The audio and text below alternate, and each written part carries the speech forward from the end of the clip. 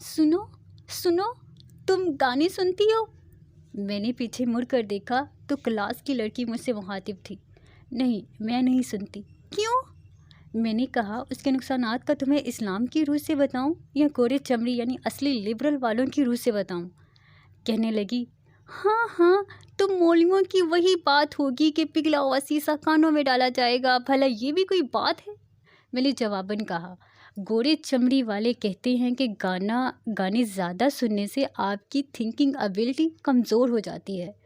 کبھی غور کیا ہو، جب بھی انسان گانے سنتا ہے وہ ایک امیجنری یعنی خیالی دنیا میں چلا جاتا ہے، جس کا لانگ ٹرم یہ نقصان ہوتا ہے کہ انسانی دماغ میں لمبنگ سینٹر یعنی انسانی دماغ کا وہ حصہ جہاں لانگ ٹرم میموری پڑی ہوتی ہے کمزور ہو جاتی ہے، اور وقت کے ساتھ ساتھ سوچنے اور یاد کرنے کی صلاحیت کمزور ہو جاتی ہے۔ بالکل اسی طرح گانے آپ کو جنسی اشتعال بھی دلاتے ہیں۔ گوگل پر آپ کو اس کی لسٹ مل جائے گی کہ کس گانے میں کتنا سیکشول انسٹرومنٹ استعمال ہوا ہے۔ مثلا ہپ ہاپ میں سیکشول انسٹرومنٹ 145% استعمال ہوتا ہے۔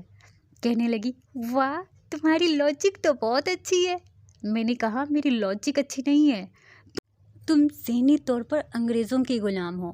بات میرے نبی صلی اللہ علیہ وآلہ وسلم کی آئی تو تم نے مجھے مولویوں کا طعنہ دیا، اب انگریز کی بات آئی تو تمہیں میری لاجک اچھی لگ رہی ہے؟ ویسے بھی جن تعلیمی اداروں میں ناچ گانوں اور موسیقی کی تربیت دی جاتی ہو وہاں ایکٹرز اور سنگرز پیدا ہوتے ہیں، نہ کہ رابعہ بصری اور صلاح الدین ایوبی۔ جدید میڈیکل سائنس بھی اس نتیجے پر پہنچی ہے کہ میوزک سننے سے IQ لیول کم ہو جاتا ہے اور حافظہ بھی کمزور ہوتا ہے۔ اگر آج کوئی اپنے کانوں کو میوزک اور گانوں سے بچائے گا تو عنقریب میرا اللہ اسے مرتے ہی جب جنت میں بھیجے گا تو وہاں حوروں کے نغمے سنے گا، پھر پیارے آقا صلی اللہ علیہ وآلہ وسلم کی زبان مبارک سے قرآن سنے گا، پھر سب سے بڑھ کر اللہ رب العزت کی آواز میں سورہ رحمان سنے گا انشاءاللہ۔ اللہ پاک ہمیں اپنے تمام اعضاء اور خاص طور پر کانوں کی حفاظت کرنے کی توفیق عطا فرمائے، آمین۔